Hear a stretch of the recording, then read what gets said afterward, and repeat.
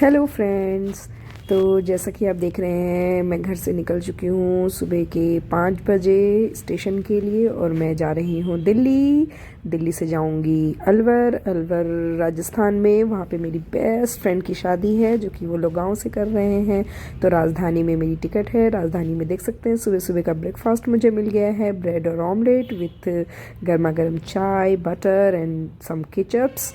और जल्दी जल्दी मैंने ये नाश्ता किया आराम से मस्त। उसके बाद अपने कानों में लीड लगा रखी है, अच्छे अच्छे गाने सुन रही हूँ और सफ़र का मज़ा लेते हुए मैं पहुँच गई हूँ दिल्ली। दिल्ली स्टेशन निज़ामुद्दीन, और निज़ामुद्दीन से अपने इस बैग को हिलाते डुलाते झुलाते हुए स्टेशन के बाहर आ गई हूँ। बाहर भैया मुझे रिसीव करने वाले हैं जो मुझे डायरेक्ट यहाँ से गाँव लेकर जाएंगे। और ये आप देख सकते हैं कुछ बुद्धिस्ट यहाँ पे ट्रैवल कर रहे हैं और मैं गाड़ी में बैठ चुकी हूँ। गाड़ी से हम सीधा गांव के लिए रवाना हो गए हैं। और ये मैं रास्ते में मज़े करते हुए, चीज़ें देखते हुए, और हम पहुँचने वाले हैं अलवर ज़िला में ही साजापुर नाम की एक जगह है। साजापुर का मार्केट है ये। वहाँ से होते हुए गांव में पहुँच गए और गांव में पहुँचने के बाद थोड़ी चाय वाय पीने के बाद हमने यहाँ पे नृत्य देखा, जो कि वहाँ के ट्रेडिशनल कपड़े पहन करके आंटियाँ डांस कर रही थी, भाभियाँ डांस कर रही थी, जो कि मुझे बहुत मज़ा आया। और ये ठंड के टाइम में आंटी मुझे बैठने के लिए बोरी दे रही थी कि ठंड लग जाएगी, ऐसे ज़मीन पे मत बैठो। बोरी आंटी ने पकड़ाया। बहुत बहुत केयर करती है सच में। तो ये गाना बहुत ही पसंद आ रहा था, राजस्थानी टच और हरियाणवी टच, क्योंकि ये हरियाणा और राजस्थान का बॉर्डर मान सकते हैं आप। तो कल्चर भी लगभग उनका हरियाणा से मिलता जुलता है, हालांकि ये राजस्थान में आता है, लेकिन वो डांस, गाना, खाना सब मतलब मज़ेदार, एकदम गाँव की याद आ गई। बहुत मज़े किए और लगभग मेरा 8 से 10 दिन का ट्रिप था, जो कि बहुत ही मज़ेदार रहा। और वीडियोस मैं बैक टू बैक उसी टाइम नहीं डाल पाई, क्योंकि ऑब्वियसली मैं बहुत बहुत बहुत इंजॉय कर रही थी, डांस कर रही थी, और मेरी बेस्ट फ्रेंड की शादी थी तो उसकी हेल्प करना भी मतलब मेरा एक दायित्व था एक तरीके से। और बहुत मज़े किए हमने, बहुत सारा काम भी किया। आंटी भी अकेली काम वाम कर रही थी तो उनकी भी मदद की, और साथ में बस अब मूड में आके हमने भी डांस वांस शुरू कर दिया, सब खींच के, ये दिल्ली वाली लड़की, ये जल्दी आ जा नीचे। क्योंकि बचपन से हमारी जो पढ़ाई लिखाई, मेरी और मेरी बेस्ट फ्रेंड वनीता की जिसकी शादी है वो दिल्ली में ही हुई है, तो सबको लग रहा था कि मैं दिल्ली से ही आई हूँ। हालांकि शादी के बाद मैं अब ग्वालियर में रहने लग गई हूँ, लेकिन सब मुझे वहाँ पे दिल्ली वाली लड़की ही कहते थे। और मेरी शादी को भी 7-8 महीने हो गए हैं, तो सब अभी नया नया मतलब सबको अच्छा लग रहा था कि ये शादी के तुरंत बाद ही आ गई है और गांव में आ गई है। तो सब बहुत खुश थे। सभी आंटियों से मेरा इंटरेक्शन इतना अच्छा हुआ कि जिस दिन मैं लौट के आ रही थी सब इमोशनल हो रही थी और सब बहुत प्यार से मुझसे बातें कर रही थी और गले मिल मिल के जा रही थी कि कब आओगी हमारे बच्चों की शादी में आना। मैंने कहा हाँ यही काम है, अब मैं सबके बच्चों की शादी में आके डांस करूँगी। लेकिन फिर भी मुझे बहुत मज़ा आया। मतलब एक अच्छा, एक फैमिली का इतना अच्छा है।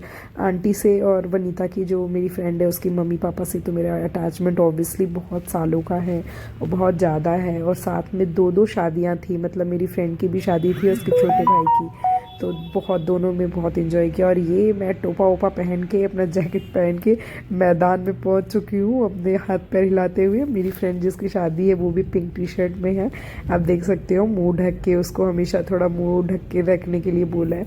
फिर भी ठंड बहुत ज़्यादा थी गाँव में, तो इस वजह से हम लोगों ने टोपी वोपी लगा के मस्त डांस वांस किया रात को। ये कार्यक्रम हमारा खाना वाना खाने के बाद हो रहा था, क्योंकि अमूमन गाँव में हम जल्दी ही खाना खा लेते हैं समय से ही। तो 6-7 बजे तक हम डिनर करके मस्त चूल्हे की रोटी, साग, रायता वायता ये सब खावा के बस हम पहुंच गए थे डांस करने, जो कि एक लेडी संगीत टाइप होता है। पहले लेडीज़ें अपने खुद से गाना वाना गाती हैं, उसके बाद फिर डीजे चला के या कोई साउंड बॉक्स चला करके फिर उस पर बहुत सारे अपने अपने गानों पे डांस करती हैं। और ये तब तक चलता है जब तक सब थक ना जाए, जब तक उनको सोने का टाइम ना हो जाए। तो गांव के लिए तो 9 रात के 9 या 10 बहुत ज़्यादा होते हैं। तो और ये मेरी जो फ्रेंड है उसकी दादी थी जो आके हम लोगों को पैसे हमारे सिर पे ऐसे ऐसे करके घुमा के और हमें ही पकड़ा के चली जाती है आशीर्वाद के तौर पे। ऊपर से बैठी हुई दीदी अपने पैरों को हिलाते हुए कैमरे से हमारा वीडियो बना रही हैं। सच बताऊँ तो मुझे वहाँ पे बहुत बहुत बहुत मज़ा आया, मैंने बहुत इन्जॉय किया और मेरे लिए ये एक नया एक्सपीरियंस था। हालांकि मैं अपनी फ्रेंड के गांव एक दो बार पहले भी गई हूँ दिल्ली में अपनी शादी से पहले, लेकिन एक दो दिन के लिए जाते थे हम किसी काम से। वो लोग भी वहाँ पे हमेशा रेगुलर रहते नहीं हैं, दिल्ली में ही रहते हैं। तो कभी जैसे मेरी फ्रेंड को कुछ काम है या कुछ ज़रूरी उसका होता था तो छुट्टी में वो मुझे भी लेके जाती थी और हम दोनों एक दिन के लिए 2 दिन के लिए गांव में जाके खूब सारी मस्ती करते थे। ये अगले दिन का क्लिप देखिए। अगले दिन ये पालक को उबाल करके इसको सिलबट्टे पे बांटा जा रहा है और आंटी इधर चूल्हे की रोटी बना रही हैं, मेरी फ्रेंड की मम्मी। और पालक को उबालने के बाद इसको बांट करके इसको हरी मिर्च लहसुन ये सब पीस करके और रायते में मिला करके इसको तैयार किया जाता है। इनके घर पे जो भी कुछ मैंने खाया इतने दिनों में, जो भी कुछ मैंने देखा, वो सब घर का बिल्कुल ऑर्गेनिक, अपने घर का उगाया हुआ, घर का बना हुआ, घर का पीसा हुआ ही था। क्योंकि ये इनके यहाँ पे जो गेहूँ होता है या बाजरे की खेती बहुत ज़्यादा मात्रा में होती है, वो बाजरा भी ये लोग अपने ही मिल में पीसते हैं, उसको चक्की में पीसते हैं उसको और उसका आटा तैयार करते हैं। गेहूँ भी उगाते हैं, उसको उसका आटा तैयार करते हैं और चूल्हे की रोटी बनती है। मतलब मत पूछिए, जो भी खाना था वो इतना स्वाद और इतना ऑर्गेनिक था कि मतलब आप कितना हमेशा 2 और ज़्यादा ही खा लेंगे और आप बहुत मज़े से खाएंगे उसको। ये मेरी फ्रेंड है जो कि अपनी शादी के 2-3 दिन पहले सिलबट्टे पे ये काम कर रही है। एक्चुअली बहुत सारे लोग नहीं आए थे, मेरे हाथ में कैमरा था और बस और हम ही थे, ज़्यादा लोग थे नहीं 2-3 दिन पहले। तो इसको ही सब कुछ करना पड़ रहा था। हालांकि टेक्निकली दुल्हन को नहीं करना चाहिए, लेकिन एक्चुअली में मेरी फ्रेंड बहुत बहुत बहुत टेस्टी रायता बनाती है। तो आंटी का भी कहना था और मेरा भी कहना था कि बस अब आखिरी बार तू ही बना के खिला दे, कल से तो तुझे वैसे भी हल्दी मेहंदी हो जाएगी तो तू कुछ भी नहीं छुएगी। तो इसने सच में बहुत टेस्टी रायता बनाया था और एकदम स्वाद, ग्रीनरी ग्रीनरी वाला रायता पालक का। और साथ में ये रोटी है और ये साग है और सब्जी है। और अगले वीडियो में आपसे मिलूंगी फिर, तब तक के लिए बाय बाय।